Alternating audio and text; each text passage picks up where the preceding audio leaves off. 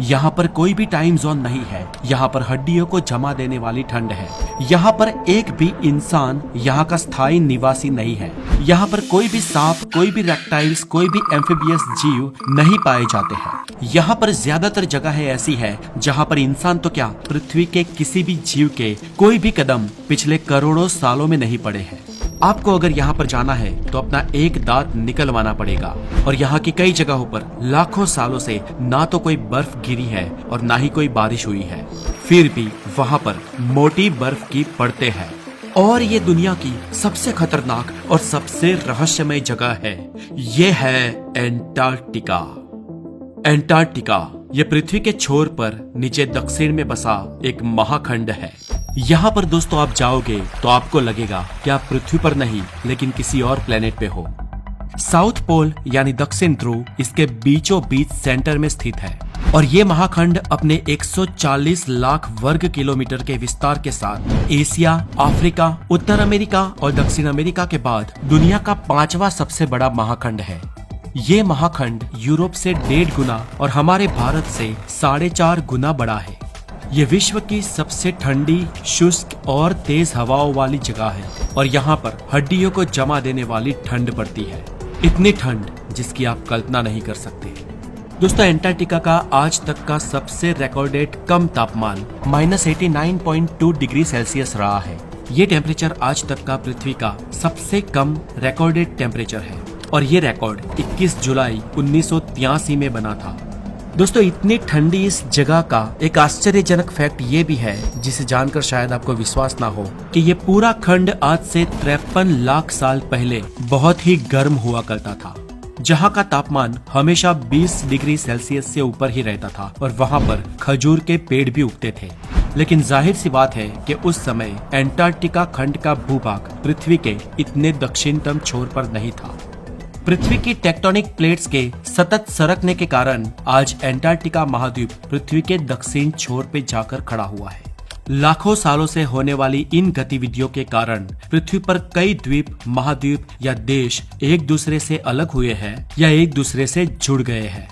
उदाहरण के लिए बताएं तो हमारा देश भारत आज से करीब 150 मिलियन ईयर पहले अफ्रीका महाखंड का हिस्सा हुआ करता था और जियोग्राफिकल गतिविधियों की वजह से भारत अफ्रीका महाखंड से अलग होकर साउथ एशियाई महाखंड की ओर बढ़ने लगा और साउथ एशियाई महाखंड से टकराया और इस टकराव के कारण उन दोनों के जुड़ाव वाला भाग ऊपर उठने लगा और आज हिमालय की पूरी पर्वत श्रृंखला, पूरे माउंटेन्स बने हैं। माउंट एवरेस्ट भी इसी भौगोलिक गतिविधि के कारण इतना ऊंचा शिखर बन पाया है। दोस्तों आपको जानकर ताज्जुब होगा कि एंटार्क्टिका की कई सारी जगहें ऐसी हैं जहां पर पिछले 20 लाख सालों से ना तो कोई बर्फ गिरी है और ना ही कोई बारिश हुई है, फिर भी वहां पर 20 लाख साल पुरानी बर्फ के बड़े बड़े पहाड़ मौजूद हैं और ये जगह पृथ्वी पर की सबसे शुष्क जगह है, इसलिए इसे ड्राई वैली भी कहा जाता है। और यहाँ पर चारों ओर जहाँ तक आपकी नजर जाए बस बर्फ की चादर ही नजर आती है। बर्फ के इस पूरे रेगिस्तान में औसतः 1.5 किलोमीटर मोटी बर्फ की चादर लगभग पूरे खंड पर छाई हुई है।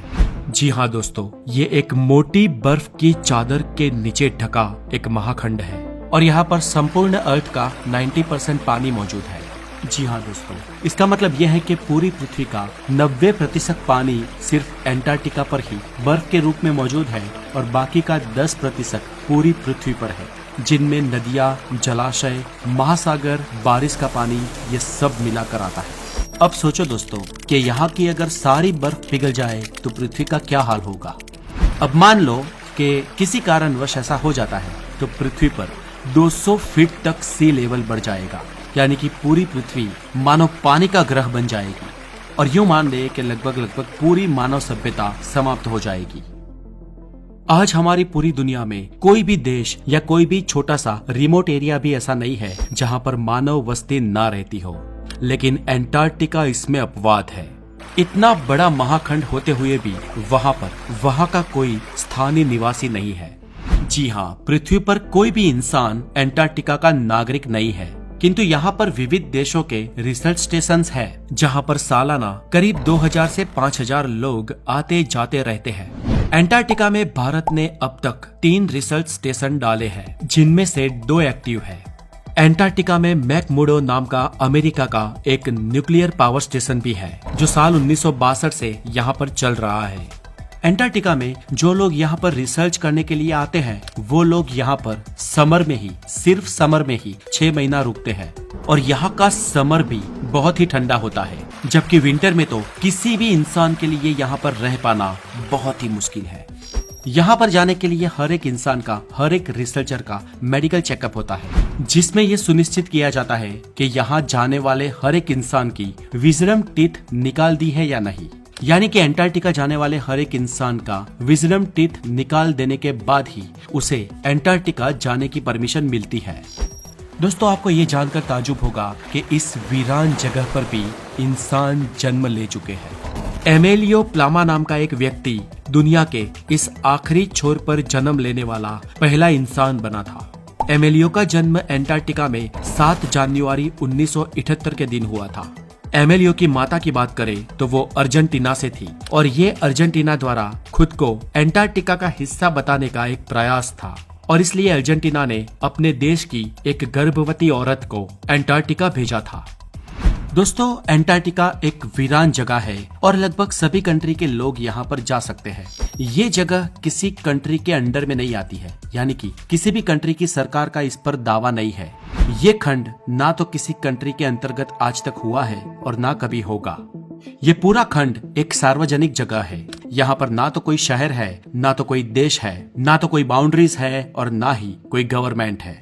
और यहाँ पर जो लोग जाते हैं वो जनरली साइंटिस्ट और रिसर्च पर्पस से ही जाते हैं। और फिर भी यहाँ पर आज तक करीब 11 लोगों का जन्म हुआ है, और इन 11 में से किसी की भी डिलीवरी के दौरान या चाइल्डहुड में डेथ नहीं हुई है। यानी कि बाल मृत्यु का रेशियो एंटार्क्टिका में 0% है। और जिन लोगों का एंटार्क्टिका में जन्म हुआ है, उन लोगों को उनके माता पिता के देश की ही नागरिकता हासिल है। नॉर्वे के राउड एम्यूनसन पहले इंसान थे जो सबसे पहले दक्षिण ध्रुव तक पहुंच पाए थे। ये दुनिया का एक ही ऐसा महाद्वीप है जहां पर कोई भी टाइम जोन नहीं है। एंटार्क्टिका में कई जगह ऐसी भी है जहां पर 350 किलोमीटर पर आवर की रफ्तार से हवा चलती है। पूरी पृथ्वी पर सिर्फ एंटार्क्टिका और न्यूजीलैंड, ये दोनों ही ऐसी जगह है जहां पर किसी भी जाति के कोई भी सांप नहीं पाए जाते। एंटार्क्टिका में अतिशय ठंड में रहने वाली स्पीसीज और प्राणी ही बहुत ही कम संख्या में मौजूद है, जिनमें penguin, seal, nematode, tardigrade, Picchu, विभिन्न प्रकार के शैवाल और कुछ टुंड वनस्पतियों का समावेश होता है। और ये सब जीव भी एंटार्क्टिका के समुद्र किनारे पर रहते हैं, जो कि न्यूजीलैंड के साउथ में है, और कुछ समुद्र किनारे चिली के साउथ में है। इसकी मुख्य भूमि पर यानी कि एंटार्क्टिका के सेंटर में कोई भी प्राणी भी या कोई भी जीव भी नहीं रह पाता है। ये स्थान कई रहस्यों से भी घिरा है। कई वैज्ञानिकों का पुख्ता तौर पर यह दावा है कि एक समय पर इस जगह पे अति विकसित सभ्यता मौजूद थी। ग्रीक दार्शनिक प्लूटो ने भी करीब आज से 2000 साल पहले एंटार्क्टिका की मानव सभ्यताएं और उसका संहार होने का एक वृतांत लिखा है, जो हमारे लिए चौंका देने वाला है, क्योंकि हम अक्सर ये मानते थे कि वहाँ पर जीवन संभव नहीं है। और इसलिए ये जानकर कुछ रोमांचक मनुष्यों ने एंटार्क्टिका की पास्ट सिविलाइजेशंस पर रिसर्च करना शुरू कर दिया और वहाँ पर खोजबीन भी की। और वहाँ पर जाकर जो अवशेष और कुछ तथ्य जो सामने आए, वो प्लेटो के दावे से हूबहू मिलते जुलते थे।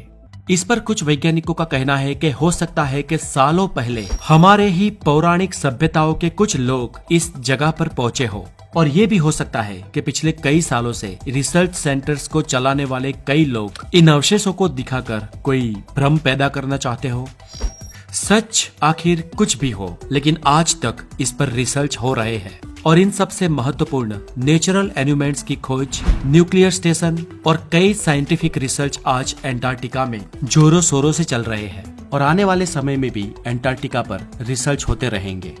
तो दोस्तों, इस वीडियो में आज के लिए इतना ही। अगर आप द नॉलेज पर नए हैं तो हमारे चैनल को जरूर सब्सक्राइब करें और हमारे व्लॉगिंग चैनल के साथ द गोसाई के साथ भी जुड़ जाए, जिसका लिंक नीचे डिस्क्रिप्शन में दिया गया है। And stay tune with us. अब आगे और एक वीडियो के साथ, हेल्दी ज्ञान के साथ फिर आपसे मिलूंगा। तब तक खुश रहे, खुशहाल रहे। Have a wonderful day. Take care.